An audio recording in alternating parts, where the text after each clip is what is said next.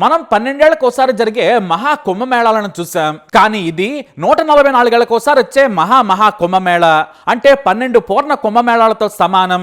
దీన్ని ప్రయాగ్రాజ్ లోనే నిర్వహిస్తారు. ఎందుకంటే పవిత్ర త్రివేణి సంగమంలో పుణ్యస్నానం ఆచరిస్తే ఈ జన్మే కాదు పూర్వజన్మ కూడా సుకృతం అవుతుందని హిందువులు నమ్ముతారు. అందుకే ఈసారి ఈ నెలపై మాత్రమే కాదు ఈ విశ్వంలోనే 40 కోట్ల మంది ఒకే చోటకు చేరే బిగ్గెస్ట్ రిలీజియస్ షో ఇది. అఖండ భూమండలంలో ఎక్కడా జరగని మునిపన్నడి చూడని కుంభమేళా ఇది. బిగిన 45 రోజుల పాటు జరుగుతుంది. ఇక్కడే శ్రీ మహావిష్ణువు అమృతం మోసుకెళ్తున్న సమయంలో ఓ 4 అమృతం చుక్కలు ఒలికి కింద పడ్డాయి. అందుకే వీటికి అంత పవిత్రత. అమృతం కోసం దేవతలు రాక్షసులు పాల సముద్రాన్ని చిలికారు. అయితే దేవతలు రాక్షసులు క్షీరసాగర మదనం చేపట్టినప్పుడు మొదట కామధేనువు, ఆ తర్వాత కల్పవృక్షం ఐరావతం పుట్టుకొచ్చాయి. ఆ తర్వాత విషం రాగానే పరమేశ్వరుడు దానిని కంఠంలో దాచుకున్నాడు. ఇక చివరకు అమృతం రాగా దేవతలు రాక్షసులు కొట్టుకున్నారు. అది రాక్షసులు తాగితే మరణమే ఉండదు. అదే జరిగితే దేవతలను కూడా శాసిస్తారు. అందుకే శ్రీ మహావిష్ణువు మోహిని అవతారం ఎత్తి అమృత భాండం దొరకకుండా తీసుకెళ్తాడు. సరిగ్గా ఆ సమయంలోనే రాక్షసులు కూడా వెంట పడతారు. అప్పుడే ఓ 4 చుక్కలు నేలపై పడ్డాయి. ఆ ప్రాంతాలే హరిద్వార్, ప్రయాగరాజ్, ఉజ్జయిని, నాసిక్.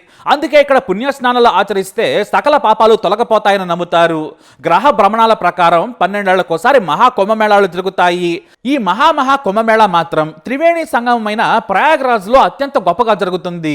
గంగా, యమున, సరస్వతి నదులు కలిసే చోట స్నానాలు ఆచరించి భక్తులు పులకరించిపోతున్నారు. ఇలాంటి దృశ్యం చూడటానికి 2 కళ్ళు కూడా చాలవు. నాగ సాధువులు ఈ కుంభమేళాకు ప్రత్యేక ఆకర్షణ అని చెప్పొచ్చు. ఎన్నో జన్మల పుణ్యం ఉంటే తప్ప ఈ జన్మలో 144 ఏళ్లకోసారి వచ్చే ఈ మహా కుంభమేళాలో స్నానం చేసే అదృష్టం దక్కదని భావిస్తారు. ఇప్పటికే విడతల వారీగా నాగ సాధువులు దేశ నలుమూలల నుంచి తరలిస్తున్నారు.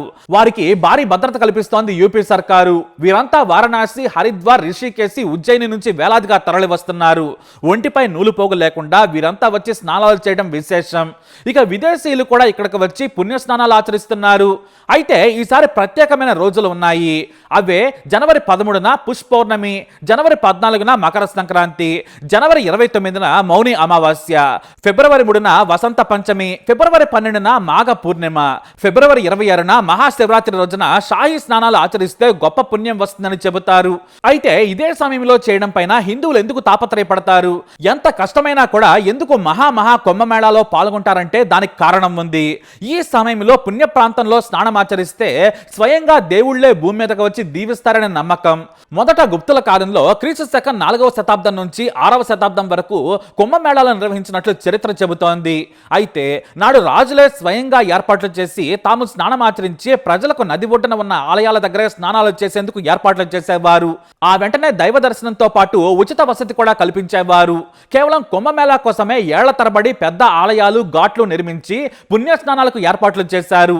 ఇప్పటికీ మనం వాటినే వాడుకుంటున్నాం, లేదా వాటిని అలానే నిర్మించుకుంటున్నామంటే ఆశ్చర్యం కాదు. అంతేకాదు వేల కిలోమీటర్ల నుంచి రాజులు, ఇతర ప్రాంతాల చక్రవర్తులు కూడా ఈ మహా కుంభమేళాలో పాల్గొని భారీగా సాయం చేసి వసతులు ఏర్పాటు చేశారు. ఇక అక్బర్ కాలంలో కూడా కుంభమేళాకు భారీగా నిధులు కేటాయించి ఏర్పాట్లు చేసినట్లు కూడా చరిత్రలో ఉంది. అయితే బ్రిటిష్ పాలన వచ్చాక ఈ కుంభమేళా ఖ్యాతి మాత్రమే కాదు, హిందూ సంప్రదాయం మరింత విశ్వవ్యాప్తమైంది. ఒకప్పుడు సాధువులు, అఖండలు మాత్రమే ఈ మేళాలో పాల్గొనేవారు. తర్వాత సాధారణ ప్రజలు కూడా పాల్గొనడం మొదలైంది. 1918లో మహాత్మా గాంధీ కూడా ఈ కుంభమేళాలో పాల్గొని బ్రిటిష్ పాలనకు వ్యతిరేకంగా దీన్ని సైతం వాడుకొని ప్రజలను ఉత్తేజపరిచారు. మొదటిసారి స్వతంత్రం వచ్చిన తర్వాత 1954లో ఘనంగా కుంభమేళా జరిగింది. నాటి నుంచి ప్రతి 3 ఏళ్లకు, 6 ఏళ్లకు, 12 ఏళ్లకు, ఆ తర్వాత 144 ఏళ్లకు ఒకసారి కుంభమేళాలు, మహాకుంభమేళాలు, మహా కుంభమేళాలు జరుగుతూనే ఉన్నాయి. ఈసారి జరిగే ఈ గొప్ప వేడుకకు దాదాపుగా దేశంలోని 1/4 మంది భక్తుల కంటే ఎక్కువగా ఈ కుంభమేళాలో స్నానం ఆచరిస్తారని అంచనా. అందుకే 40 కోట్ల మంది భక్తులు వస్తారనే అంచనాతో భారీగా ఏర్పాట్లు చేసింది యూపీ ప్రభుత్వం. దాదాపుగా 2 లక్షల కోట్ల వ్యాపారం కేవలం 45 రోజుల్లో జరగనుంది. అంతేకాదు 45,000 మంది యువతకు ఉద్యోగాలు లభించాయి. యూపీ సర్కారు ఈ కుంభమేళా కోసం 6,342 కోట్ల బడ్జెట్ ను కేటాయించి సకల ఏర్పాట్లు చేసింది. మరీ ముఖ్యంగా 15 లక్షలకు పైగా విదేశీ యాత్రికుల పండుగల కోసం ప్రత్యేక ఏర్పాట్లు చేసింది యోగి సర్కారు. 1,50,000 టెంట్లు, మరో 1,45,000 విశ్రాంతి గదులు, 99 పార్కింగ్ లాట్లను ఏర్పాటు చేసింది. 1,50,000 టాయిలెట్స్ ను కూడా నిర్మించింది ప్రభుత్వం. శుభ్రతకు అధిక ప్రాధాన్యం ఇస్తున్నామని అధికారులు తెలియజేశారు. ఇక 3,000 వంటశాలలను కూడా ఏర్పాటు చేసింది. 40,000 మంది పోలీసు సిబ్బందితో నిత్యం భద్రత కల్పించనున్నారు. భారీగా సీసీ కెమెరాలను ఏర్పాటు చేసి భద్రతను, నిఘాను పటిష్టం చేశారు. ఆధునిక సాంకేతిక పరిజ్ఞానాన్ని కూడా ఉపయోగించుకుంటున్నారు. కీలకమైన చోట 328 ఆర్టిఫిషియల్ ఎనేబుల్డ్ సీసీ కెమెరాలను కూడా ఏర్పాటు చేశారు. భద్రత కోసమే కాదు, మిస్సింగ్ పర్సన్స్ ను కూడా కేవలం గంటల్లోనే గుర్తించేలా ఏర్పాట్లు చేశారు. ఇవి కాకుండా 2,300 సీసీ కెమెరాలను కూడా ఏర్పాటు చేశారు. ఇక క్రౌడ్ మేనేజ్మెంట్ కోసం ఐఐటి ఖరగ్పూర్ టీం ప్రత్యేక ఏర్పాట్లు చేసింది. డ్రోన్స్ తో కూడా నిఘాను పటిష్టం చేశారు. కేవలం 28 మందికి 34 లక్షల రూపాయలతో ప్రత్యేక ట్రైనింగ్ ఇప్పించారు ఉన్నతాధికారులు. ఈ సైబర్ వన్ ప్రో డ్రోన్స్ తో హై రెజల్యూషన్ వీడియోలు, ఫోటోలను తీస్తారు. ఇక లైవ్ స్ట్రీమింగ్ కూడా ఉండనుంది. మొత్తం 2,000 డ్రోన్లు నిత్యం ఆకాశంలో తిరుగుతూ ఉంటాయి. మరోవైపు భారతీయ రైల్వే రోజుకి 100 రైళ్లతో 3,300 అదనపు ట్రిప్పులు నడుపుతోంది. అయితే ఈ మహా కుంభమేళా భారత సర్కారు జీడీపీని 1% పెంచనున్న అంచనా. దూర ప్రయాణికులు, విదేశీ ప్రయాణికులు భారీగా ఖర్చు పెడతారు. వారి నుంచి మరో 2 లక్షల కోట్లు అదనంగా వస్తాయని లెక్కలేస్తున్నారు అధికారులు. దీంతో పాటు ఇటు హిందూ పండుగతో సంతోషం, పుణ్యంతో పాటు ఆర్థిక లాభాలను కూడా భారీగా తీసుకురాబోతుంది. ఈ ఒక్క మహా కుంభమేళాతో యూపీ సర్కారు ఆర్థిక కష్టాలన్నీ కూడా తీరిపోతాయని నమ్ముతున్నారు. కేవలం హోటళ్లు, గెస్ట్ హౌస్లు, తాత్కాలిక వసతి సముదాయాల ద్వారా 40,000 కోట్ల ఆదాయం రానుంది. ఇక నీళ్లు, బిస్కెట్లు, జ్యూస్లు, భోజనం మీద 20,000 కోట్లు రానున్నాయి. ఇక నూనె, గంగా నీరు, దేవతా విగ్రహాలు, ఆధ్యాత్మిక పుస్తకాలు సహా పూజ సామాను వలన మరో 20,000 కోట్ల వ్యాపారం జరగనుంది. ఇక రవాణా నుంచి చిల్లర డిజిటల్ పేమెంట్లు, మీడియా ప్రకటనలతో ఈసారి యూపీకి కాసుల పంట పండనుంది. 2019లో నిర్వహించిన అర్ధ కుంభమేళా కారణంగా దాదాపు 1,30,000 కోట్ల రాబడి వచ్చింది. అయితే ఈ కుంభమేళా హిందూ ఆచార సంప్రదాయాల్లోనే కీలకమని చెప్పొచ్చు. అంతేకాదు ఈ త్రివేణి సంగమంలో స్నానం చేసేటప్పుడు కులం, మతం, గోత్రం అనే లెక్కలుండవు. అందరూ దేవుడి ముందు సమానమే. ఇంకా చెప్పాలంటే ధనవంతుడైనా, పేదవాడైనా, సన్యాసి అయినా, అఘోరి అయినా సరే అందరూ ఒకటే.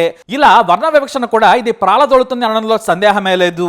అంతేకాదు అదానీ గ్రూప్ తో పాటు ఎన్నో కార్పొరేట్ కంపెనీలు కూడా సేవా కార్యక్రమాలు మొదలు పెట్టాయి. ఇక ప్రయాగ్రాజ్ లోని సామాన్య భక్తులు సైతం ఉచితంగా భోజనం, నీరు అందిస్తున్నారు. కార్పొరేట్ కంపెనీలు ప్రత్యేకంగా వాటర్ బాటిల్స్ ఇస్తున్నాయి. అంతేకాదు శుభ్రతలో కూడా తమ వంతు సాయం చేస్తున్నాయి. అయితే ఈ మహా కుంభమేళా గురించి మార్క్ ట్వైన్ లాంటి లెజెండరీ రచయితలు కూడా రాసుకొచ్చారు.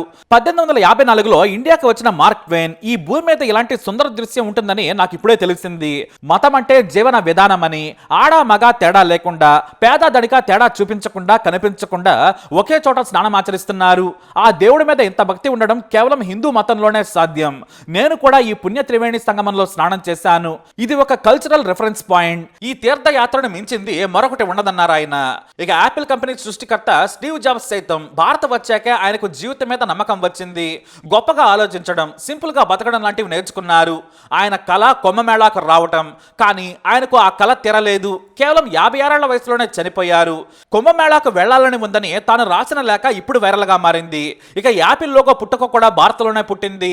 అయితే తన భర్త ఆచరించలేకపోయిన పుణ్యస్థానాన్ని స్టీవ్ జాబ్స్ సతీమణి లారెన్ పవెల్ ఆచరించారు. ఆమె గంగా నదిలో స్నానమాచరించారు. ఆ జనం, ఆ నీటిలో ఆమె కాస్త ఇబ్బంది పడ్డారు. అయినా సరే ఏమాత్రం తొణకలేదు. అయితే ఇది నా పూర్వజన్మ సుకృతం, నేను భారత్కి రావడం ఇది రెండోసారి, నాకు ఎంత డబ్బున్నా ఈ సంతృప్తి నాకు ఏది ఇవ్వదన్నారు ఆమె. అంతేకాదు స్వామీజీ కైలాస నందగిరి మహారాజా చేతుల మీదుగా తన పేరును కమలగా కూడా మార్చుకున్నారు. కాశీ విశ్వేశ్వరుడిని దర్శించిన లారెన్స్ పావెల్ హిందూ మతంలోకి మారారు. ఈమె మాత్రమే కాదు, హాలీవుడ్ యాక్టర్స్ జెరార్డ్ బట్లర్ నుంచి Will Smith, Hugh Jackman, Russell Brand, Robert Downey Junior, Julia Roberts ఇలా ఎంతో మంది హిందూ మతానికి ఆకర్షితులయ్యారు. ఇలా హిందూ సంస్కృతి నుంచి సంప్రదాయం వరకు ఈ మహా కుంభమేళా ప్రపంచానికి మన హైందవ గొప్పదనాన్ని చాటింది. ఇది మనకు మాత్రమే ప్రత్యేకమైన వేడుక. మరి ఈ మహా కుంభమేళాకు వెళ్లే ప్రతి భక్తునికి ఆ కాశీ విశ్వనాథుడి ఆశీస్సులు కలగాలని, అందరూ సంతోషంగా వెళ్లి రావాలని కోరుకుందాం. హర హర మహాదేవ శంభో శంకర. మరి కుంభమేళాపై మీ అభిప్రాయాన్ని కమెంట్ ద్వారా తెలియజేయండి. అలాగే మీ అనుభవాన్ని కూడా తెలియపరచండి. ఈ వీడియో అప్డేట్స్ కోసం మై ఛానల్ ఫాలో ఉండాలి. తప్పకుండా సబ్స్క్రైబ్ చేసుకోండి. ఈ వీడియోని లైక్ చేయండి, షేర్ చేయండి.